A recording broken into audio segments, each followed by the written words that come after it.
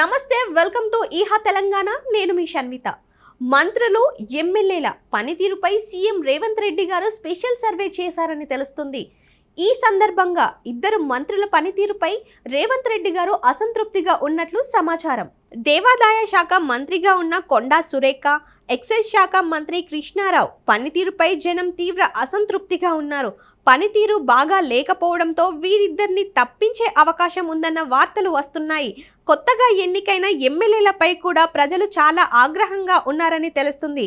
ఈ మేరకు ఎమ్మెల్యేలు మంత్రుల పనితీరుపై సీల్డ్ కవర్ లో సీఎం రేవంత్ కు నివేదికలు అందినట్లు తెలుస్తుంది. పనితీరు మార్చుకోవాలంటూ సర్వే రిపోర్ట్ సీల్డ్ కవర్ లో ఉంచి రేవంత్ హితబోధ చేశారని సమాచారం.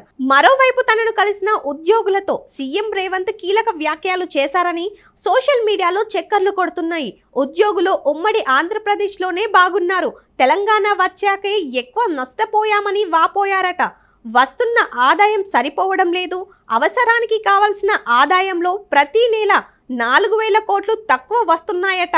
ఆర్థిక ఇబ్బందుల వల్లే కొన్ని సమస్యలను పరిష్కరించుకోలేకపోతున్నాం. కాంట్రాక్ట్ అవుట్ సోర్సింగ్ వారిని రెగ్యులర్ చేయాలని ఉన్నా చెయ్యలేని పరిస్థితి నెలకొందని ఉద్యోగులతో సీఎం రేవంత్ రెడ్డి అన్నారని తెలుస్తుంది.